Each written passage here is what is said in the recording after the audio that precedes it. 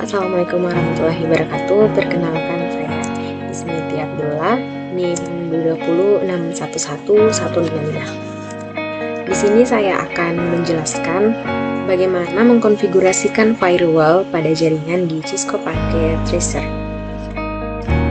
Nah, pertama-tama saya akan memberikan sedikit pemahaman dasar tentang firewall. Di sini, pertukaran data dapat dilakukan antar komputer jika ada koneksi atau internal hubungan. Koneksi tersebut memerlukan batasan yang dapat melindungi masing-masing komputer. Nah, di sini diperlukannya sebuah jaringan yang sudah terhubung yang harus ditambahkan, yaitu firewall. Nah, firewall ini bisa dikatakan sebagai pelindung, pengatur, dan pengawas. Dikatakan sebagai pelindung di mana hak akses keluar kita bisa mengatur dan mengawasi jalur lalu lintas pada sebuah jaringan. Kemudian definisi, fungsi, dan manfaat.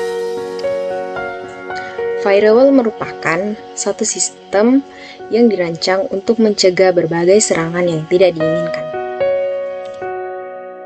Fungsi firewall adalah mengontrol, mengawasi, dan menfilter lalu lintas data yang diizinkan untuk mengakses jaringan pribadi. Kemudian manfaat firewall yaitu yang pertama, komputer menjadi lebih aman. Yang kedua, website bersih dari ancaman berbahaya. Yang ketiga, menghindari kerugian akibat pencurian data. Dan yang terakhir, mencegah akses konten yang berbahaya. Oke, pada kesempatan kali ini saya akan menjelaskan bagaimana cara mengkonfigurasikan firewall di Cisco Packet Tracer. Nah, di sini pada Windows 10 kita tidak perlu mendownload firewall lagi karena di Windows 10 firewall sudah tersedia firewall dan network protection. Nah, di firewall dan network protection ini kita dapat men-on-off-kan domain network, private network, dan public network. Oke, langsung saja kita masuk ke dalam aplikasi Cisco Packet Tracer.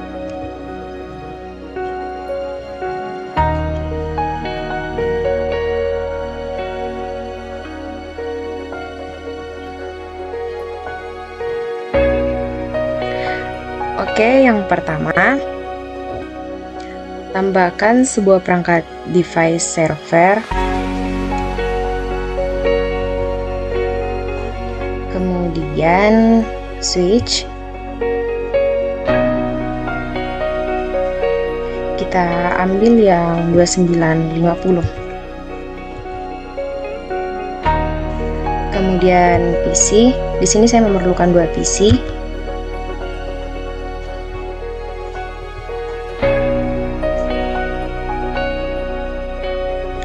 Sekarang kita koneksikan.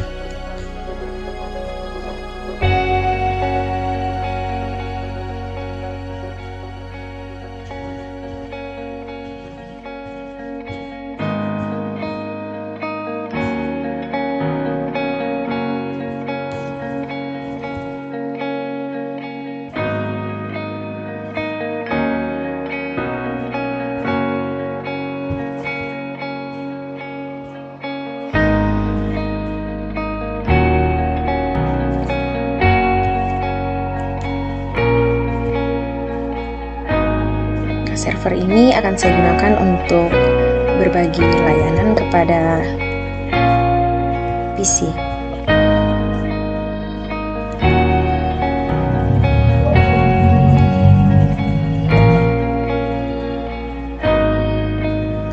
Di sini saya rename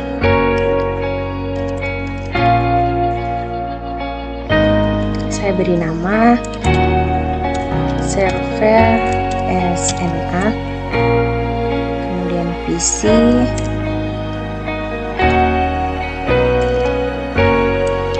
saya beri nama user 1.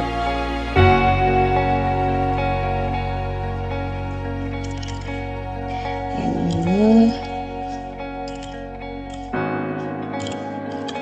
user 2, dimana agar gampang untuk mengidentitaskannya.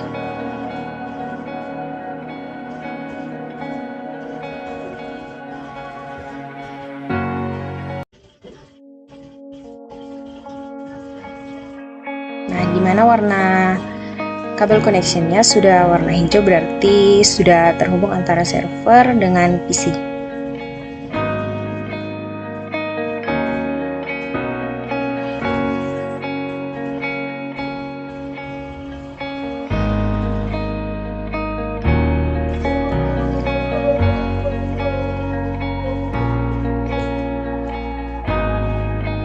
Nah, tugas kita sekarang memberikan IP ke server dulu.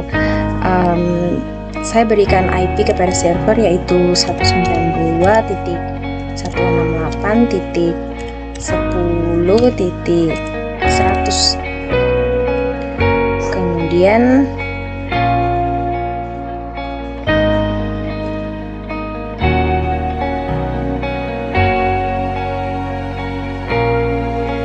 yang user 1 saya berikan 192.168.10.1, dan yang user 2 192.168.10.2.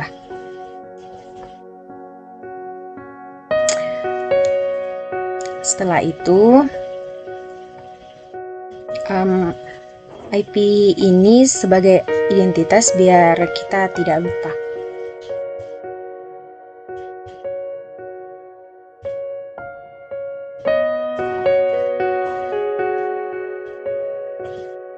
Kemudian pengaturan pada servernya.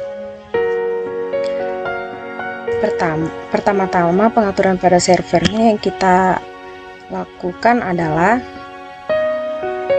pada menu service, kemudian kita masuk ke DNS, kita aktifkan DNS service-nya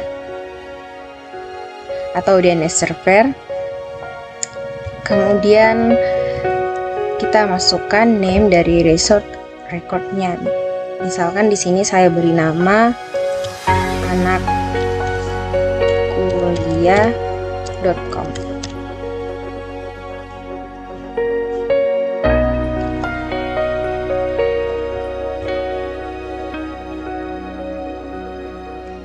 Nah, di sini anakkuliah.com saya berikan IP sama pada server tadi yaitu 192.168.10.100.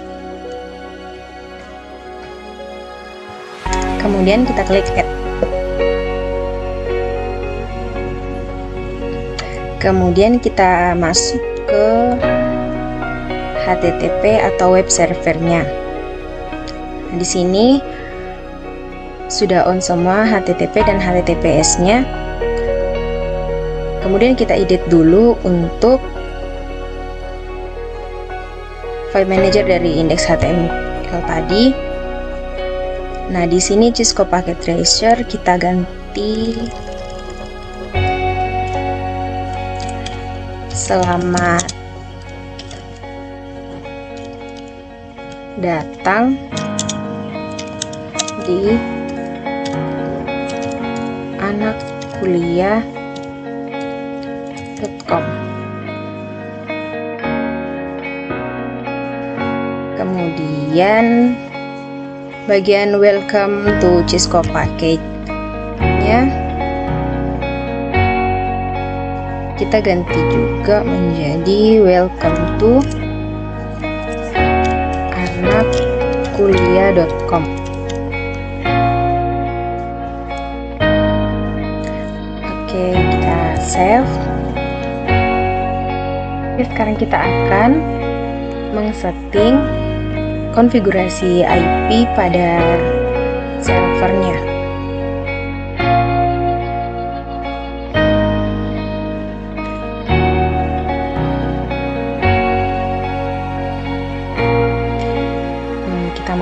bagian desktop. Kemudian kita pilih IP configuration, terus kita pilih static. IP address-nya kita masukkan IP address yang di server tadi, yaitu 192.168.10.100. Kemudian subnet mask-nya akan mengikuti IP address-nya. Kemudian DNS servernya kita isikan sama dengan IP address-nya, yaitu 192.168.10.100.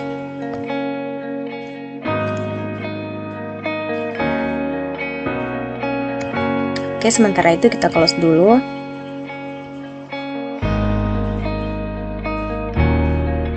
Kemudian kita konfigurasikan lagi di bagian user 1.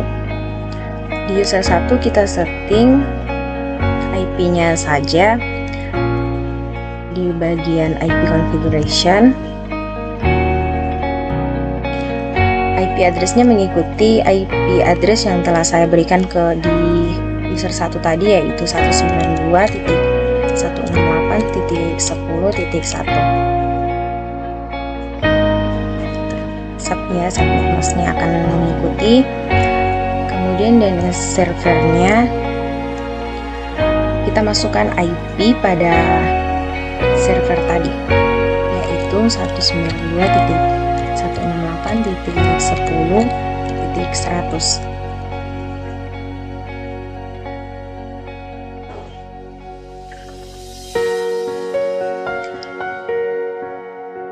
Kita close. Begitu pula sebaliknya dengan user 2, kita hanya mengkonfigurasikan IP address-nya 192.168.10.2. Kemudian DNS servernya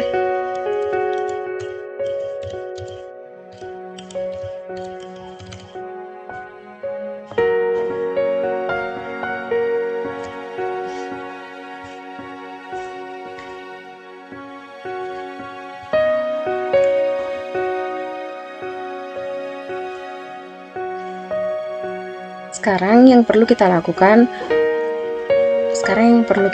adalah mentes dengan mengirim email dari PC ke server. Apakah akan terkirim?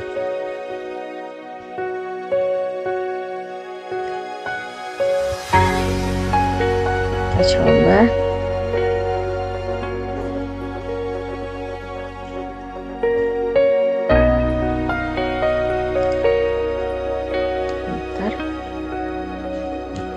Kita coba lagi.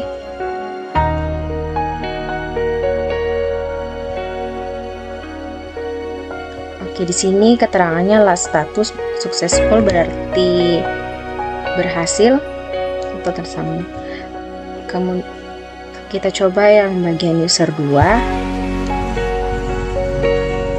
Nah, berarti sudah terhubung. Ada satu cara lagi untuk mengetahui bahwa user dengan server sudah terhubung atau tidak. Kita bisa masuk ke dalam, pertama di bagian confront, dengan cara kita klikkan perintah ping, bisa huruf kecil atau huruf besar, terus spasi IP dari server tadi, yaitu 192.168.10.100. Kemudian kita enter. Nah, ini adalah balasannya. Jika balasannya seperti ini, yaitu TETL, berarti sudah terhubung antara user 1 dengan server. Nah, sekarang kita coba pada user 2.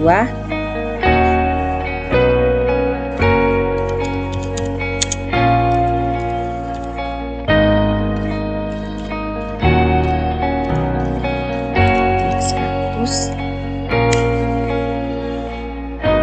Nah, begitu pula seperti yang tadi, balasannya yaitu TTL, berarti sudah terhubung antara user 2 dengan server. Nah, ada satu cara lagi untuk mengetahui apakah user 1 dengan server sudah terhubung atau tidak, yaitu melalui web browser. Melalui web browser dengan cara memasukkan nama domain yang sudah kita berikan tadi, yaitu anakkuliah.com, kemudian enter. Nah, jika sudah seperti ini sama seperti tadi yang saya ganti selamat datang di anak kuliah. Jika tampilannya sudah seperti ini, berarti sudah terhubung antara user 1 dengan server. Oke, sekarang tugas kita adalah memberi tanda ke IP user 2 sebagai tanda bahwa user 2 dengan server tidak terhubung, di mana akan kita bendung nanti menggunakan firewall. Kita beri identitas warna merah. Oke, yang warna hijau saya berikan identitas kepada user 1 bahwa nantinya user 1 masih dapat terhubung ke server.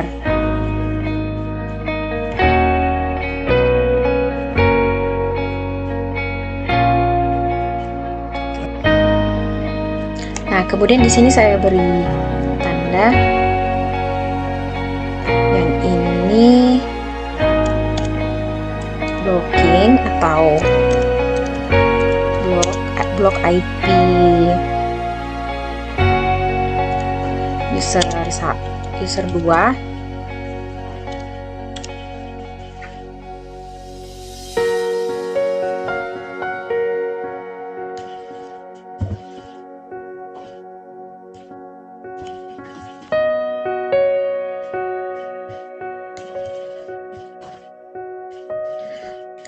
Nah, baru kita konfigurasi firewallnya di servernya. Nah, di sini kita masuk ke desktop, kemudian ada menu yang namanya firewall. Yang ini kita klik saja. Kemudian di sini kita servisnya kita atur menjadi on. Kemudian IP-nya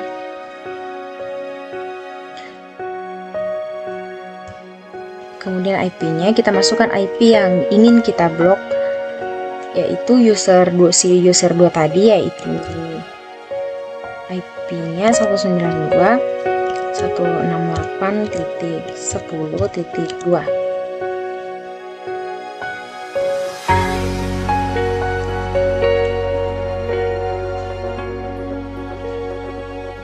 Di bagian action-nya kita ada dua pilihan, allow dan deny.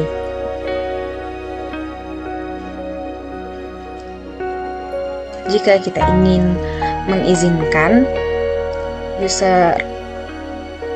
ingin mengizinkan server mengakses user, maka kita pilih allow. Jika tidak, kita pilih deny.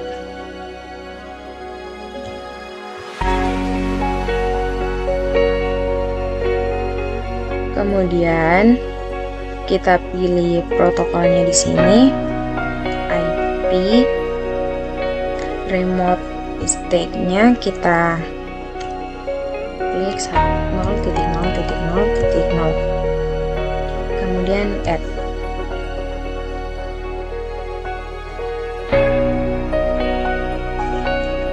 Oke, setelah itu kita masukkan yang user satunya tadi.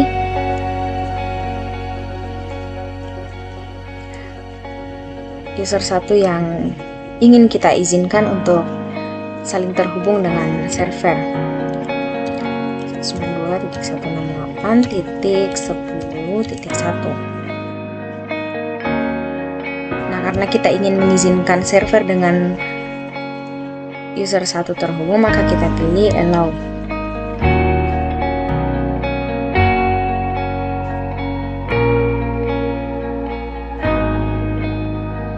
Ini kita pilih IP.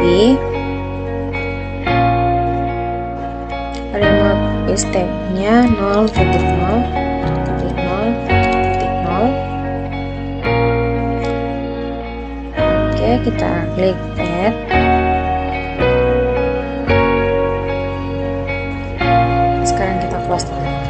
Sekarang kita uji coba bahwa pada dasarnya server ini yang hanya bisa mengakses yaitu user 1. Oke, kita coba ya. Kita coba kembali pada kolom prompt.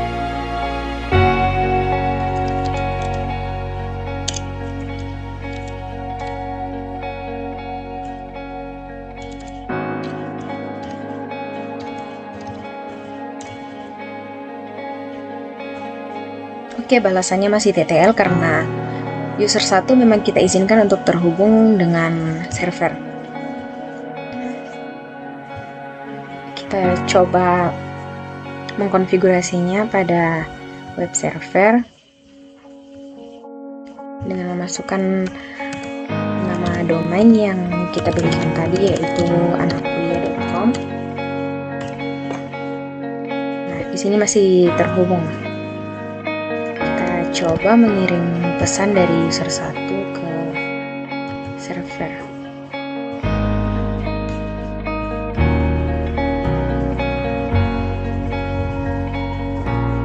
Nah, di sini keterangannya masih successful, berarti masih terhubung. Sekarang kita uji coba untuk user 2 yang dimana sudah kita blok tadi dari server. Masuk ke kolom prompt lagi, ping 192.168.10.100. Nah, jika balasannya lama seperti ini, berarti request timeout, berarti tidak terhubung atau sudah tidak dapat berbagi pesan antara user 1 dengan server. Kita coba akses di web server dengan cara memanggil nama domain yang kita berikan tadi.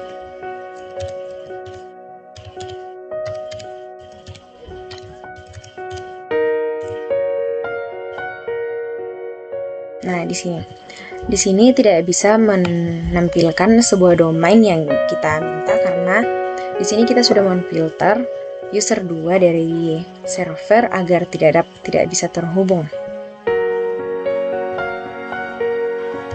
Terus kita coba mengirim paket dari user 2 ke server.